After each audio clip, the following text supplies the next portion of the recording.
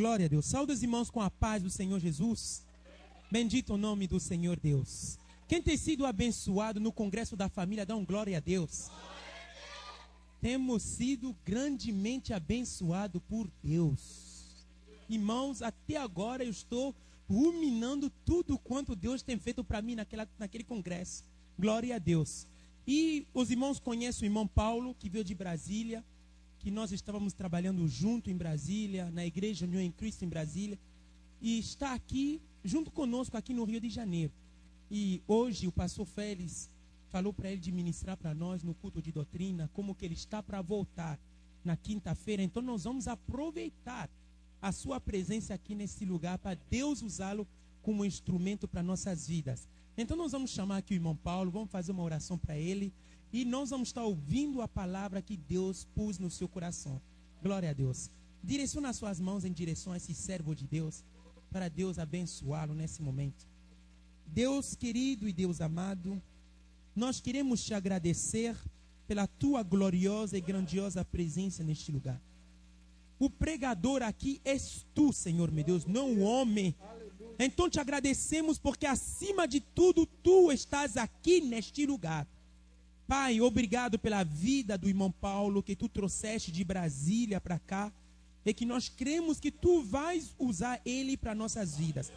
Pai, coloca as palavras nos seus lábios. Tira o medo, tira o cansaço, tira o desânimo.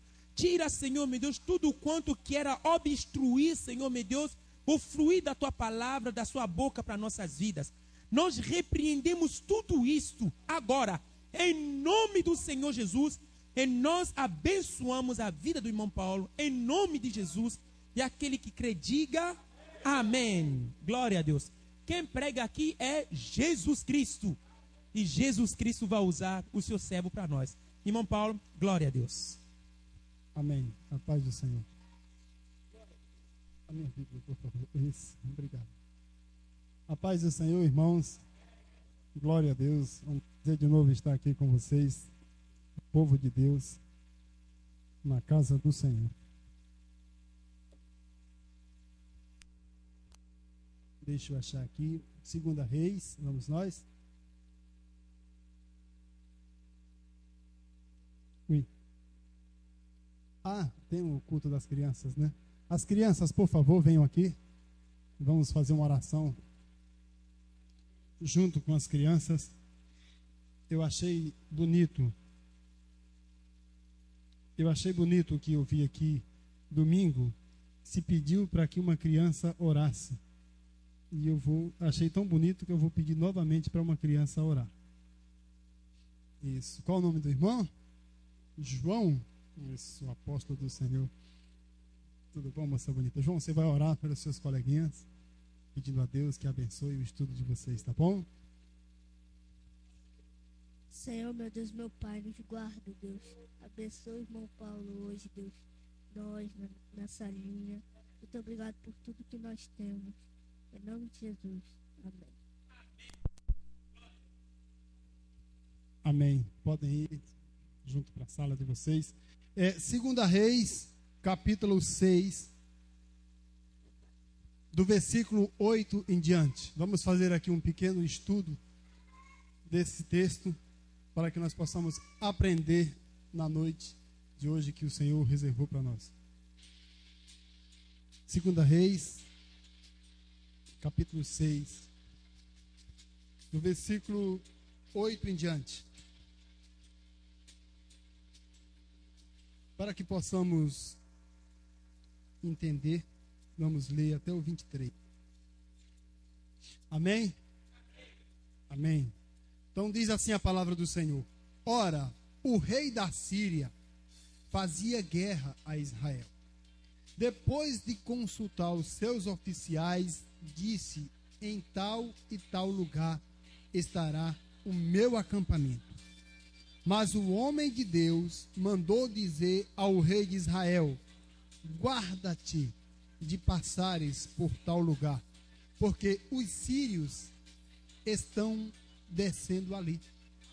Pelo que o rei de Israel enviou homens àquele lugar, de que o homem de Deus lhe falara, e de que o tinha avisado. assim se salvou, não uma, mas 2 ou mais vezes. Este incidente turbou o coração do rei da Síria, que chamou os seus oficiais e lhe disse: não me façais saber quem dos nossos é pelo rei de Israel.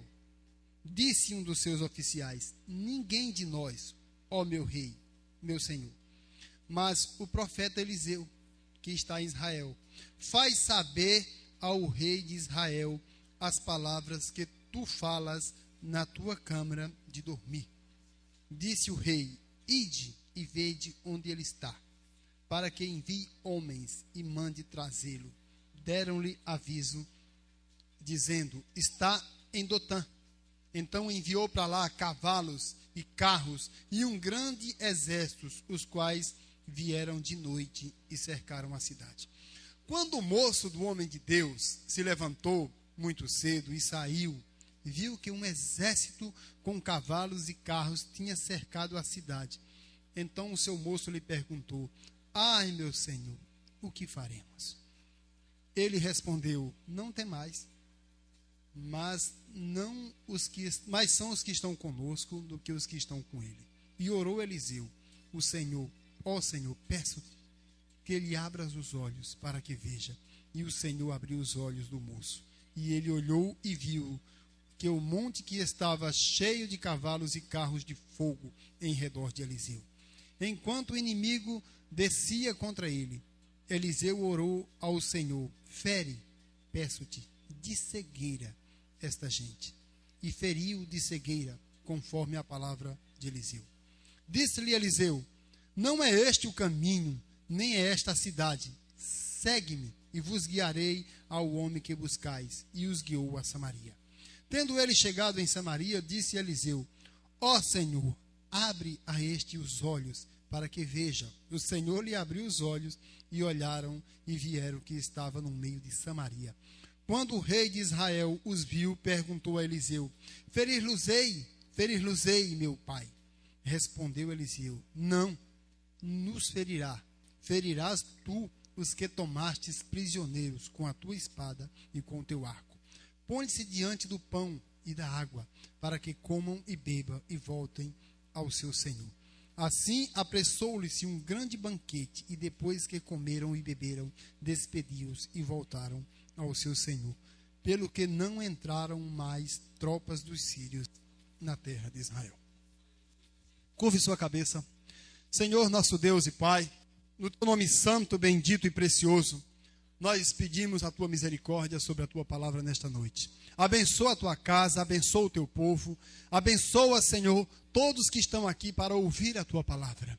Abençoa a tua igreja, Senhor, aqueles que não puderam vir por questões de trabalho, que eles sejam edificados onde eles estiverem pelo teu Espírito Santo, que eles estejam meditando também na tua palavra. Abençoa a tua igreja como um todo, no teu nome santo, bendito e precioso. Amém. Amados, eu li esse versículo, pode sentar, por favor? Eu li todo esse texto para nós começarmos a meditar aqui, juntos, todos para aprendermos um pouco da palavra do Senhor. Aqui diz que a Síria fazia guerra com Israel. Eram inimigos. Eles guerreavam. Ou seja, o principal motivo das guerras contra Israel era territorial, como ainda é hoje. Faixa de Gaza, Israel, Palestina, eles brigam por pedaços insignificantes de terras pequenas que não vai crescer e edificar o país em nada. Mas o principal motivo das guerras aqui era o seguinte: para chegar onde Israel tinha que chegar, eles tinham que passar por vários povos. E Israel não era um povo mal educado. Os reis mandavam com que um homem fosse lá falar com o rei daquele povo para pedir autorização para passar no meio daquelas terras. E o rei, ele dizia o seguinte: nós vamos passar, nós não queremos o teu gado, nem a tua colheita.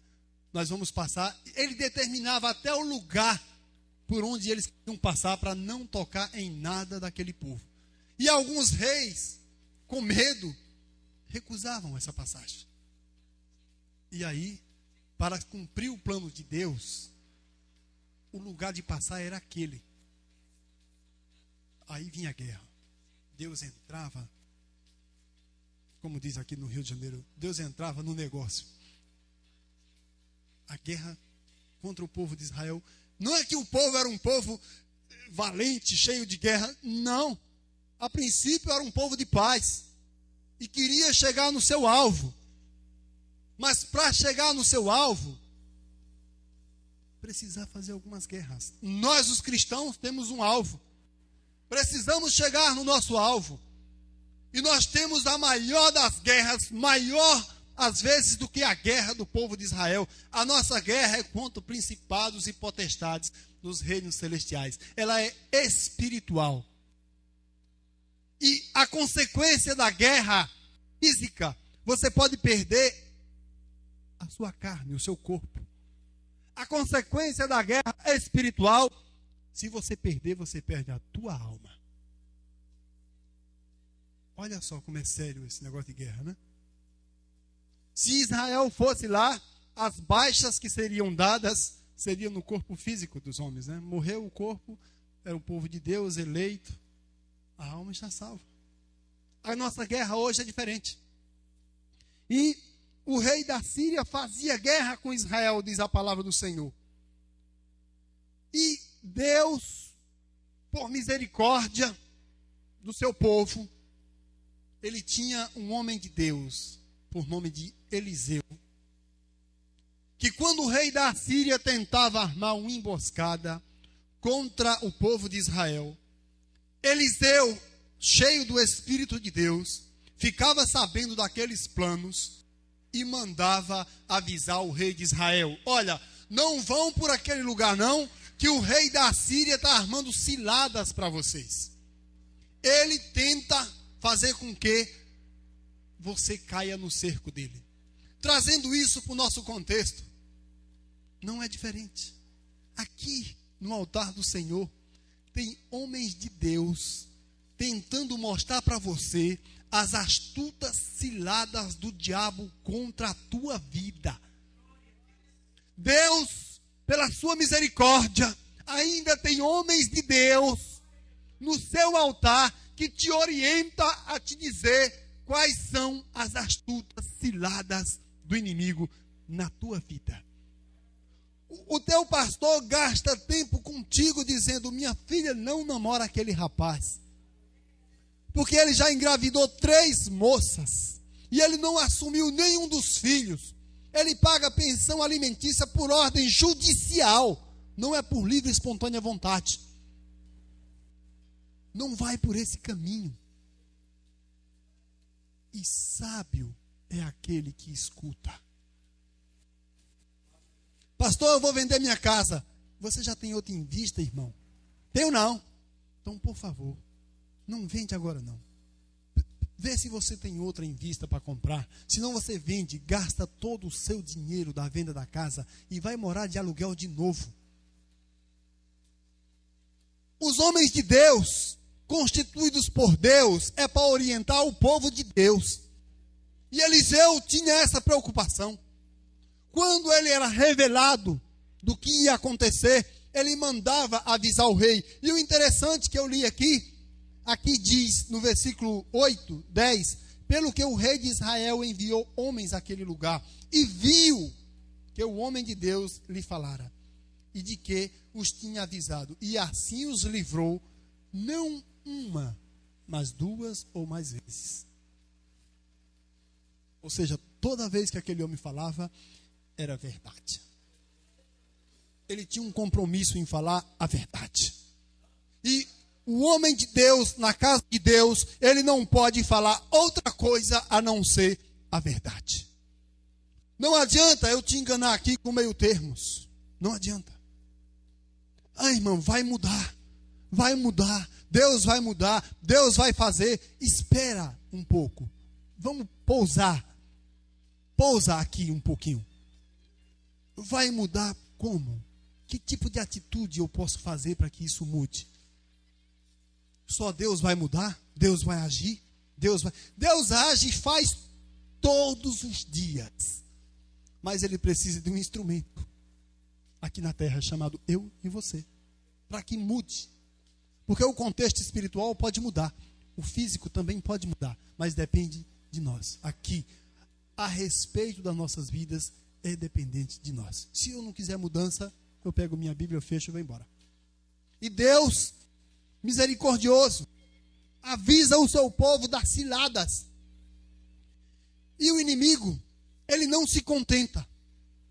Ele reúne os seus. E ele diz: o que está acontecendo?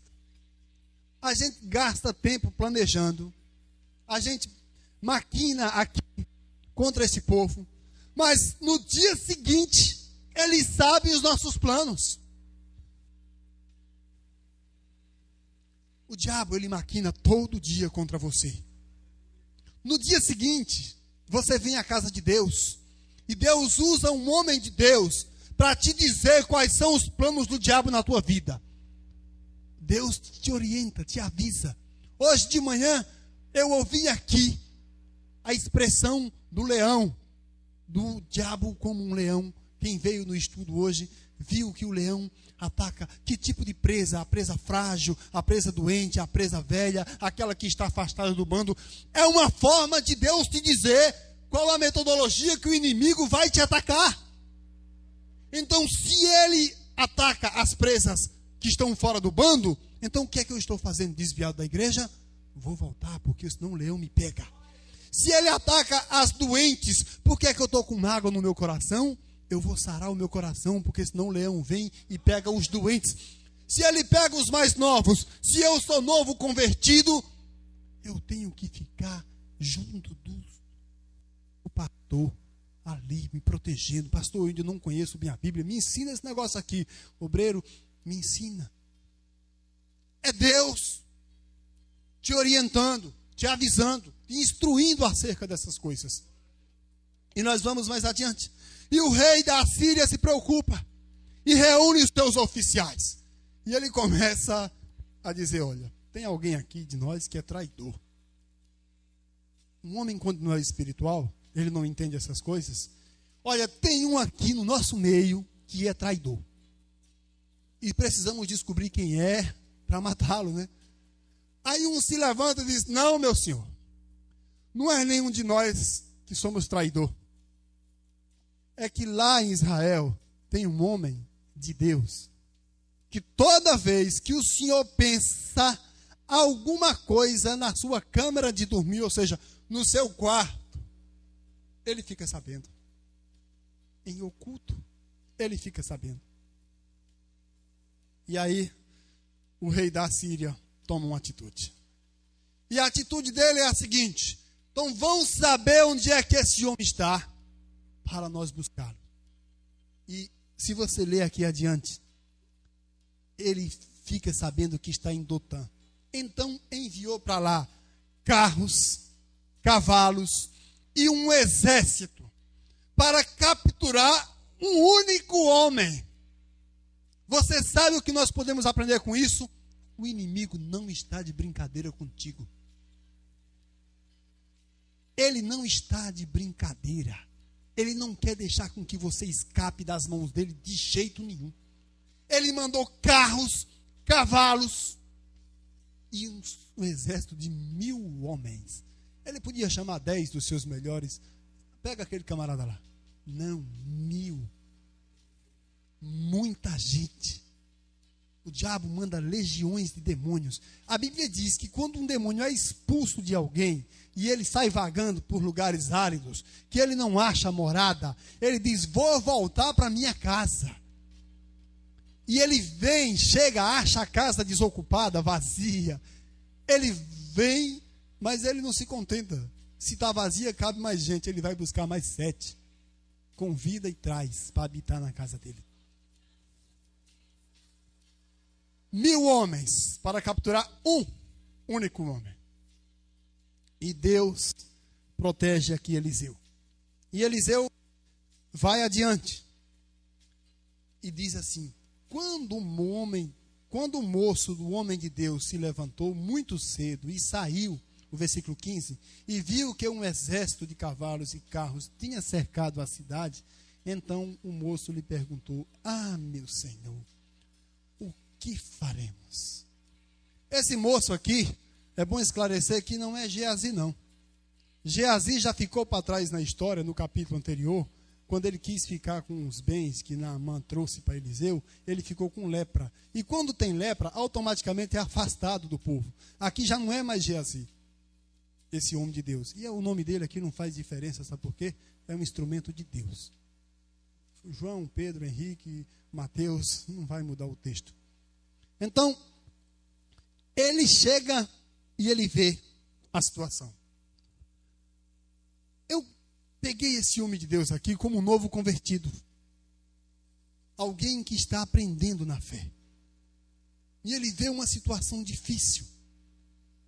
E às vezes nós exigimos de novos convertidos, querendo que ele esteja a mesma experiência que nós, que já estamos na caminhada há mais tempo, tenhamos. Nós queremos que ele tome as mesmas atitudes que nós tomamos. Sendo que ele começou agora. Vamos ter um pouco de paciência com eles. Mas também não vai abusar dessa paciência, não. Ela tem limites. Tem limites. E o homem de Deus, o moço do homem de Deus, olha e vê a cidade cercada de cavalos, carros. E ele diz: ah, meu Deus, meu Senhor, o que faremos? Ou seja, o principal alvo era Eliseu. E ele, por estar perto também, ele deveria ser capturado, preso, morto. O que faremos? E Eliseu chega para ele e faz algo fantástico. Eliseu chega para ele e diz: calma, meu filho, calma. Maior são os que estão conosco do que os que estão com eles. Nós subimos no altar de Deus, pegamos os microfones e cantamos: maior é o que está em nós do que o que está no mundo. Maior é o que está em nós do que o que está no mundo. Isso tem que ser posto na prática. Quando nós estivemos passando por dificuldade, estivemos cercados pelos problemas da vida, pelas dificuldades, não venhamos nos esquecer disso. Não é só cantar, não. É pôr em prática. Maior é o que está em mim do que o que está lá fora. Ele é maior, ou seja, superior. E Eliseu chega para o menino e diz isso. Mas Eliseu tem uma visão celestial. Ele vê o exército, a milícia do Senhor. E aí eu queria abrir os olhos para vocês, para termos cuidado com isso. O mundo hoje, na igreja, é visão para cá, visão para lá, é anjo que sobe e desce, é o homem de branco. É o que se escuta hoje. Prestem atenção neste detalhe de Eliseu. Eliseu não tentou explicar para o jovem a visão que ele teve. Ele não tentou explicar, não. Porque se ele fosse explicar, ele ia dizer: ó, moço, ali está Gabriel com a espada desembainhada, e Gabriel é responsável por tantos anjos. Ali está Miguel, também com espada e com escudo e com as flechas, e é responsável por tantos anjos. Você sabe o que eu quero dizer com isso? É que experiências pessoais não devem ser passado para os demais, porque o que você está vendo nem sempre é o que eu estou vendo. Porque senão daqui a pouco você começa a desconfiar que o super-homem vê por trás do muro e eu não vejo. E isso pode me frustrar depois na fé. Isso pode me derrotar lá na frente. Isso pode achar que tem crente maior do que outro. E na questão de crente maior do que outro, Jesus foi explicar para os seus discípulos e ele disse o seguinte: olha, João Batista aqui na face da terra não nasceu e não vai nascer ninguém maior que ele. Aqui. Mas eles perguntaram: vocês querem ser grande no reino de Deus? Aquele que for menor será maior do que João Batista. Ele pegou um padrão espiritual e terreno para dizer quem é grande no reino de Deus.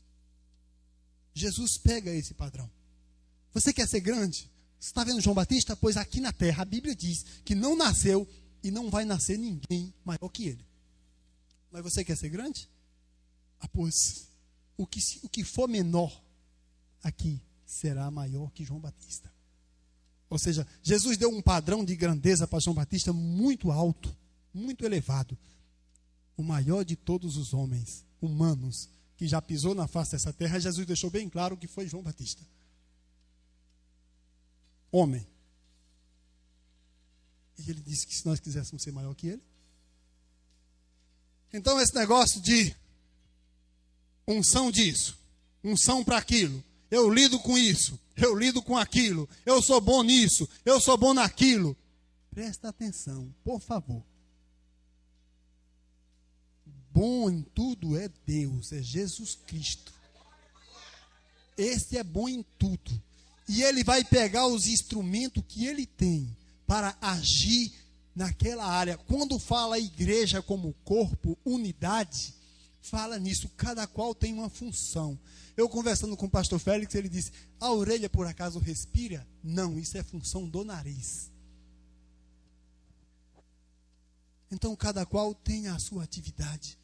Respeite a do outro. Cresça na fé e seja um só corpo. Lembrando que o dedo limpa a orelha com cotonete, ele é importante. Lembrando que o ouvido escuta e a orelha protege o seu ouvido, ela é importante. O nariz respira e ele é importante porque joga oxigênio para o teu corpo. Dizem que a máquina mais importante do homem é o coração, porque se ele parar, tudo para. Mas começa a tirar os outros membros da pessoa, vê se uma hora não chega nenhum que não para. Não é só o coração que para. Se você corta um tetraplégico e ele perde os braços, ele só se locomove dependendo dos outros. E quando Paulo dá a ideia de igreja, ele não mostra uma igreja tetraplégica, ele mostra uma igreja inteira, com o corpo completo, para que ela ande em conformidade do que for acontecendo no corpo, para que todos sejam edificados. A intenção do corpo é essa, edificar. E, voltando aqui para o texto, Eliseu faz isso com o menino. Eu achei fantástica a atitude de Eliseu. Ele diz: Senhor, ou seja, Deus, abre os olhos dele. Ou seja, mostra para ele o que eu estou vendo. Você sabe o que significa? Eu não vou explicar com as minhas palavras. Você não deve ensinar o evangelho a ninguém com tua experiência própria. Ela não tem base e fundamento nenhuma. Eu fiz isso, eu fiz aquilo, eu vou fazer, eu sou bom nisso. Demônio é comigo mesmo. Pode trazer aqui que eu expulso. Espera aí. Ensina aqui. Pela experiência de Deus. Pedro teve uma experiência com Deus. Olha, se teve alguém que teve uma experiência com Deus, foi Pedro. Ele viu Jesus transfigurado no jardim das oliveiras. 1 Pedro 2, 2 Pedro, perdão. 2 Pedro 2, do versículo 16 em diante. 2 Pedro, capítulo 1, do versículo 16 em diante. Podem abrir, eu espero. Eu só prometo que nós não vamos sair daqui 9h50 igual da última vez. Pedro começa dizendo o seguinte. Amém? Acharam? Ele diz, no versículo 16, não vos fizemos saber o poder e a vinda de nosso Senhor Jesus Cristo, seguindo fábulas artificiais, compostas, mas nós mesmos vimos a sua majestade. Você sabe o que Pedro está dizendo aqui? Olha, eu não estou contando para você o poder de Jesus Cristo com historinhas, com ilustrações, com arrodeios, com coisas colocadas, com vírgulas extras, com detalhes. É isso que ele está dizendo aqui. Nós não fizemos saber o poder de Jesus Cristo por essas coisas. Aí ele já matou mesmo a turma do eis que eu vejo, o eis que eu te digo, né? Ele já aniquilou aqui. Ele diz, mas nós mesmos vimos a sua majestade. Ou seja, ele viu Jesus transfigurado em glória. Ele viu Jesus, Elias e Moisés. Tanto que ele disse, façamos uma cabana para que vocês passem a noite conosco. Como se Deus habitasse em casa feita por homens. Pedro já tomou essa atitude. Mas ele aprendeu depois. Isso serviu de lição, porque agora ele faz essa declaração. E ele diz, pois ele recebeu de Deus Pai honra e glória, quando na magnífica glória lhe foi dirigida a seguinte voz, este é o meu filho. Ou seja, ele retrata aquela visão. Este é o meu filho em quem me comprazo, né? Em quem tenho alegria. Aí, no versículo 19, ele diz, e temos ainda mais firme a palavra dos profetas, a qual bem fazeis em estar atentos, como uma luz que ilumina em lugar seguro. Ele disse o seguinte, olha, eu vi tudo isso, mas eu acredito mais na palavra dos profetas, que são as escrituras. Ele disse, olha, aquilo dali não serve de nada, de base, de parâmetro, aquilo dali não me leva para a salvação. Ver a Cristo em glória não leva ele para a salvação. É isso que ele está dizendo. Mas ficai atentos para a palavra. E tem gente que chega aqui, chega aí e fica, Deus, me dá uma experiência contigo. Eu quero ter uma experiência contigo, Deus. Eu preciso de uma experiência contigo. Revela-te a mim, Senhor. Usa-me, ó Deus, usa-me, ó Deus. Deus está se revelando a ele todo dia pela palavra, mas para ele só serve aquela experiência. Que teve uma visão numa neblina, que uma luz apareceu. Só serve isso. O evangelho dele é baseado nisso. A direção que ele toma é essa. O rumo da sua vida espiritual é essa. E aí todo dia é uma coisa diferente. Todo dia, como diz aqui no Rio, é um babado novo. Porque se ele não arrumar uma visão naquele dia para contar, ele não é mais homem de Deus. Se ele não tiver uma história para contar, ele não é um homem de Deus. Se ele não inventar algo, ele não é homem de Deus. Se não tiver um demônio para ele expulsar não sei aonde, não é homem de Deus. Cuidado. Aqui ele diz, tende, fiquem atentos na palavra dos profetas. Não é na palavra do pastor Félix ou do pastor Alain, ou na minha, não. É dos profetas, a escritura sagrada. A escritura sagrada. Foi isso que ele disse.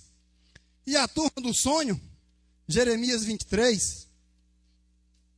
Tem uma turma aí que sonha direto. Uma turma de sonhadores aí. Sonharás e ganharás o mundo. Sonharás e ganharás o mundo. Jeremias 23, 28. Deus faz o seguinte. Um irmão, quando ela vem me contar um sonho, os ímpios fazem o seguinte. Quando você diz que sonha alguma coisa, ele quer logo jogar no bicho. Ele fala, me conta esse sonho aí, rapaz, que ontem eu ganhei na vaca e hoje eu vou apostar de novo.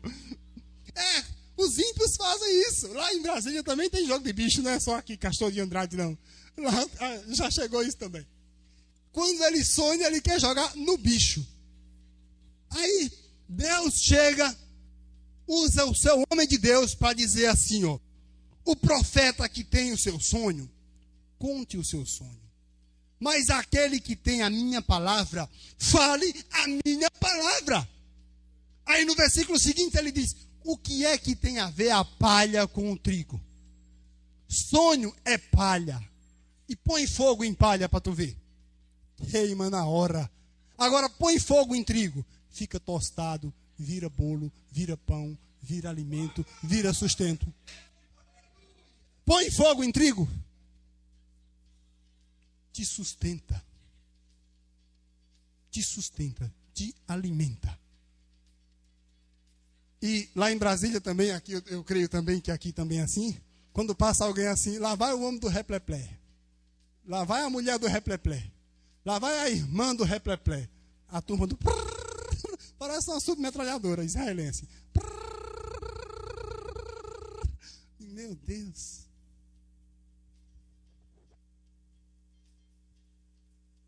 Aí nós queremos ser espirituais. Queremos ser homem de Deus. Queremos pegar o nosso padrão e tentar passar para todos. Aqui sou homem de Deus. Se falar isso, sou homem de Deus. Se vê isso, se não, é da ralé. É da turma dos excluídos. São os marginalizados na casa de Deus.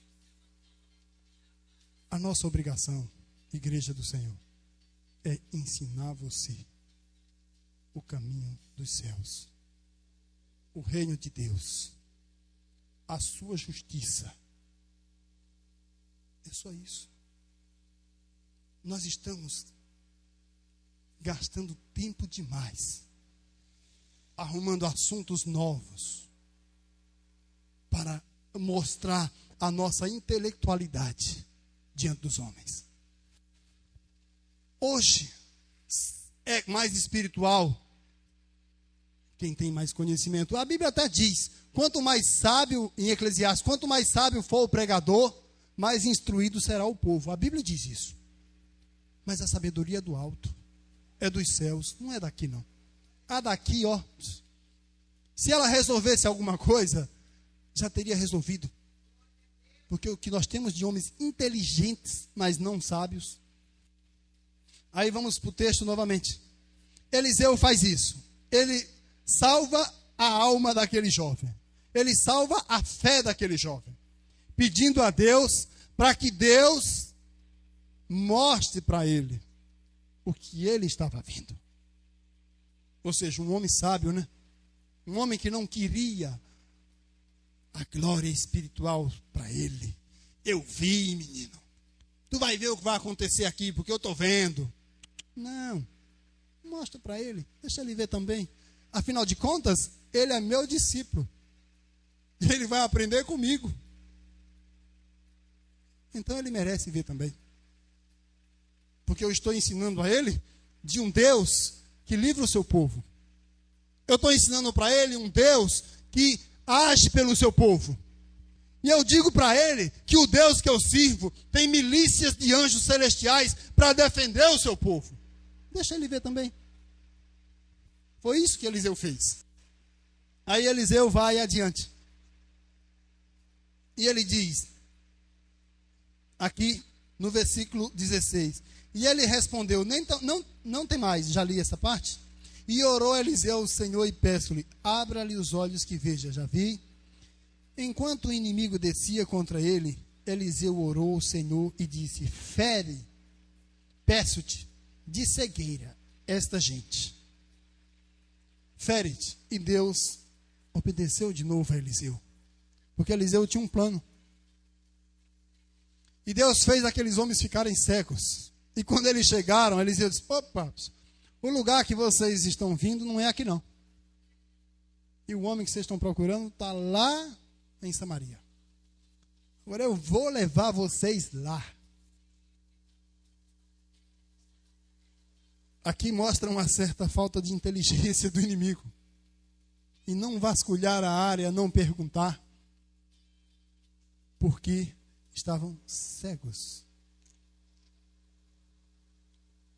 E quando a luz de Jesus vem sobre a tua vida, ele cega o inimigo porque ele não aguenta ver a luz, porque ele é trevas. Ele é trevas e ele não consegue te achar. Ele está na tua frente e não consegue te achar. E Eliseu conduz este exército até lá, até Samaria. Leva os homens, chega no meio da cidade. Ele faz outra oração. Ele diz: Senhor, agora eu te peço, abre-lhe os olhos para que veja. E Deus abre os olhos. Agora, olha a situação, o contexto mudando aqui. Você vai obedecer uma ordem do seu chefe, do rei, buscar o homem de Deus. E naquele tempo você descumprir uma ordem de um rei significava morte. E ele chega, encontra-se cercado em Samaria, que era a cidade fortificada onde morava o rei de Israel. Ali é como se fosse Brasília.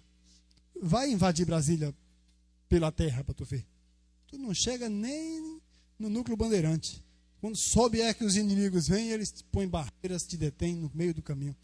Vai em Washington para tu ver o que acontece. O Osama conseguiu lá no Pentágono, mas não atingiu o alvo, porque é um lugar protegido.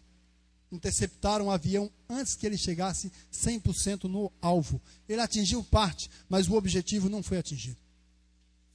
E o profeta Eliseu chega e diz: abre-lhe os olhos para que veja. Quando eles olham, cercados pelo exército de Israel. Cercado. Deus tira você da condição de caça para caçador. Você saiu da condição de caça, porque quando você não está nos planos de Deus, você é caça do diabo. Ele te caça por onde você estiver. Mas quando as coisas se invertem, você passa a ser caçador. Você vai atrás dele onde ele estiver. E ele foge de ti, se esconde de tu para tudo quanto é canto. E aqui os papéis se inverteram.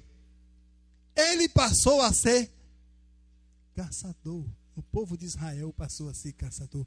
Ele tinha 1000 homens do exército da Síria sobre suas mãos, sobre o seu poder. E aí, o rei de Israel, ele chega para Eliseu e disse, tendo ele chegado em Samaria, disse a Eliseu: Senhor, abre os olhos, já vimos essa parte. Quando o rei viu, perguntou a Eliseu: ferir-los rei? Eu vejo uma certa sabedoria aqui na parte do homem de Deus e uma certa ignorância. A sabedoria foi que ele não tomou nenhuma atitude sem consultar o homem de Deus.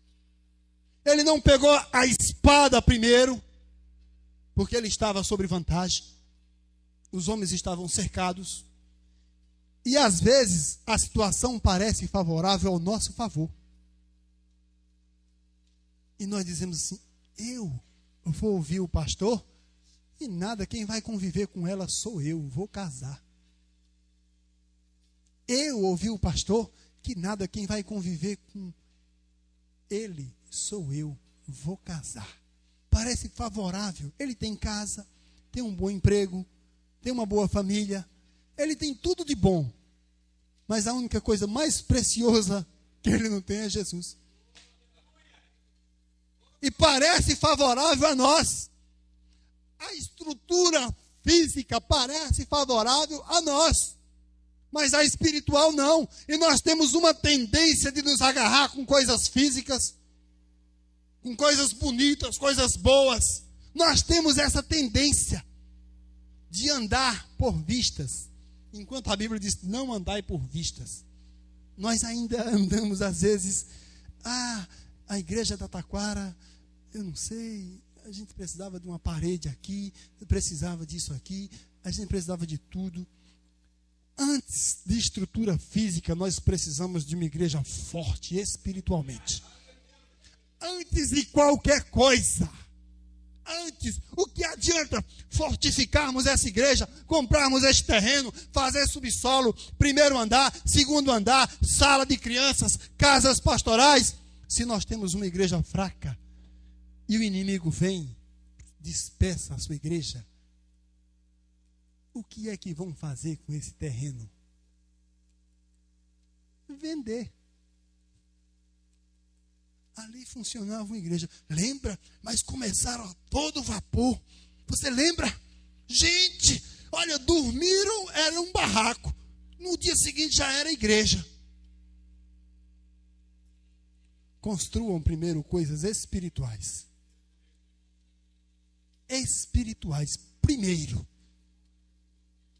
Depois, você olha, se Jesus não voltar, você faz as terrenas. Você faz as terrenas. O rei de Israel consulta o homem de Deus. Ele tem esta preocupação. Um bom rei. Espera aí, se o homem de Deus, vou perguntar a ele, ferir-los-ei, ou seja, eu os mato aqui. E o homem de Deus dá uma resposta surpreendente. Ele diz o seguinte: tendo chegado o perdão, já passei, respondeu ele, não os ferirás. Ferirás tu os que tomastes prisioneiros, com a tua espada e com o teu arco. Você sabe o que Eliseu disse aqui? A honra e a glória disto aqui é de Deus. Tu não prendeste ninguém. Tu não capturaste ninguém. Se você quer matar alguém, mata aqueles que tu capturou com a tua espada e com o teu arco, tá? Porque aqui não. A glória é de Deus. Ele queria dizer o seguinte: eu venci 1000 homens dos filisteus, eu fui um bom rei, eu livrei o povo, eu fiz isso. Queria status para ele. A parte ignorante que eu vi desse rei foi essa. Ele queria status. E quantas pessoas na igreja não querem status? Estão querendo chegar aqui a qualquer preço. Estão querendo atropelar as etapas da vida espiritual. Faz isso. Atropela as etapas da vida espiritual. Lá na frente tu será um cristão velho frustrado. Faz. Começa a querer a glória terrena aqui. Não atribui nada a Deus para tu ver aonde tu vai chegar. Vai ser um ranzinza cristão daqueles que, igreja, eu vou mesmo porque não tem para onde ir, mas estou decepcionado com a igreja. Eu já vi. Estou decepcionado. Ali só tem, a igreja ali é de meia dúzia. Ele quer também fazer parte, ele quer o seu sétimo. Como não convidaram ele, ele começa a limitar a igreja a meia dúzia. Ali é de meia dúzia, quem manda ali é fulano. Ali só faz o que ele manda. Eu vou lá por ali mesmo. E o dízimo? Eu coloco lá também. A gente quer glória. Aqui significa o seguinte: atirar com a pólvora dos outros. Você está no Ministério União em Cristo?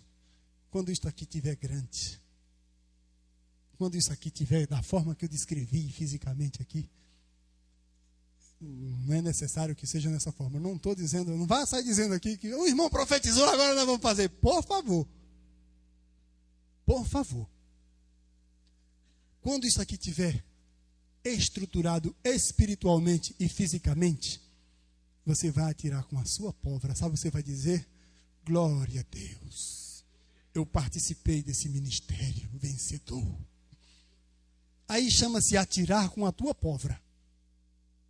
Aí chama-se honra a quem tem honra. E o rei queria, porque queria ferir, matar os homens. Ia ser um triunfo para o rei. Você ficou sabendo o que aconteceu? Não, apareceu 1000 homens da Síria aqui e o nosso rei deu ordem para que matasse todos. Você viu o que aconteceu? Você sabe onde é que Deus ia ficar nessa história? Ninguém ia dizer, ó, Eliseu trouxe aqui 1000 homens. E Eliseu sozinho capturou 1000 homens. Deus usou Eliseu para capturar 1000 homens. Ninguém ia contar essa história. A gente só conta os finalmente. Os detalhes das coisas boas nós não contamos. Você vê aqui no futebol, vou pegar um exemplo mundano. O Flamengo ganhou de 5-0. A gente só diz o final. A gente não fala, foi um jogo sofrido, um jogo bom. Desculpem o exemplo, mas foi o primeiro que apareceu na minha cabeça. A gente só conta o final. A luta a gente não conta. Você sabe por que a gente não conta a luta? Porque nós queremos ser super-homens. E super-homens, as lutas para eles são fichinhas. Assistir o Homem de Aço. Morre no filme. Já estou contando o filme para vocês. Morre no filme. Depois ressuscita. Porque é o Homem de Aço. Não. Na casa de Deus não tem homem de aço. Não tem super-homem. Não tem ninguém. Então conta a história como ela é. Comecei na taquara, num galpão, numa garagem. E comecei assim, assim, e assim, e assim, e assim, assim, assim. Se não, você passa a impressão para os que estão chegando aqui agora, que é tudo muito fácil. Que é só chegar e ganhar amanhã. É só chegar amanhã e o Senado Federal vai te chamar para ser secretária executiva do Senado Federal. A Polícia Federal vai fazer um concurso fácil só para você. O Espírito Santo vai chegar lá, esse não é. Eu fui guiado pelo Espírito Santo, fiz as respostas todas. Transmite a coisa como ela é. Como a verdade. A verdade. Irmão, meu filho engravidou uma menina. Pode deixar, irmão. Deus está nessa causa e Ele vai operar. Está na causa. Ele vai operar. Irmã, primeiro conselho. Fale para o seu filho registrar esse menino. Fale, se ele não for viver com a moça, se ele for ímpio e não quiser conviver com ela, fala para ele dar pensão alimentícia, senão ele vai ser preso. A realidade. Fala para ele cuidar bem dessa criança, para não abandoná-lo. A realidade. Por favor. Deus está na causa, Deus está no negócio, e Ele vai abençoar, Ele vai trazer esse jovem aqui, essa jovem você vai ver. Por favor. A realidade dos fatos, como elas são. E Eliseu diz ao rei: não, não, não e não. E mais uma vez o rei foi sábio. Quando Deus diz não, é não. Agora imagina você. O rei da Síria mandou parte do seu exército. 1000 homens com carros. Se ele toma a atitude de matar, eles não iam morrer de graça, eles iam reagir. Iam ter baixas em Israel. E quem já viu o resgate do soldado Ryan? Eles vinham buscar de novo o seu povo. Eles iam se vingar de Israel. A Síria viria com todas as suas tropas para cima de Israel. Com toda a sua força. Eles viriam. E quando ele disse não, o rei automaticamente sossegou. Aí o rei deixou que Deus conduzisse a coisa. E Deus conduz da seguinte forma. Usa o seu homem de Deus e diz o seguinte: vamos dar um banquete. Vamos dar pão e água. Se teu inimigo tiver sede, dá-lhe voz de beber. Se ele tiver fome, dá-lhe voz de comer. Aqueles soldados passaram uma noite inteira planejando capturar Israel sem dormir. Chegaram na cidade, não era naquela cidade. Andaram para Samaria, atrás de Eliseu. Não era tão perto assim, tá? Era mais ou menos como daqui em Copacabana. A distância. Estavam exaustos fisicamente. Eles estavam numa missão, ninguém parava para cozinhar, ou seja, eles não tinham comido. E água naquela região não era a coisa mais fácil do mundo, não. Era difícil. Então eles estavam esgotados, cansados, exaustos. E Eliseu chega e diz: dá um banquete para esses homens.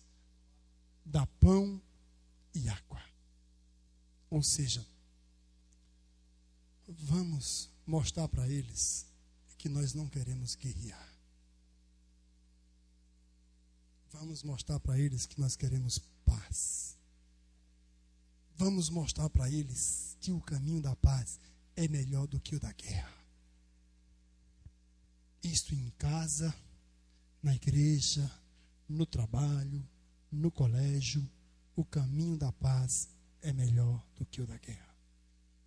E o rei manda fazer o banquete. Aquele banquete fica pronto. Já imaginou com que cara você ficaria se você fosse dar uma surra em alguém e você chega para esse alguém e antes de você ameaçá-lo, ele olhar assim: pastor Alain, eu estou percebendo que sua camisa e sua calça estão um pouco suja. Você não quer que eu lave para você, não? Vamos, eu estou lavando roupa. Veste uma roupa minha, tira aí que eu vou lavar aqui para você. Com que cara você ia querer dar uma surra nessa pessoa? Mas peraí, eu vim aqui bater nele e ele quer lavar minha roupa. Eu não vim aqui para lavar roupa, não. Eu vim aqui para a gente conversar. Ah, eu estou percebendo que o senhor também está com fome. Eu fiz um bolo aqui hoje de manhã e a metade está aqui no forno. Eu vou preparar um cafezinho para o senhor, um chazinho, um leite quente, para o senhor comer. Com que cara essa pessoa não ia ficar? Aí se ele disser: eu não vim aqui comer, não. Eu estou percebendo que o senhor está cansado. Olha, aqui tem uma rede com um ventilador ligado.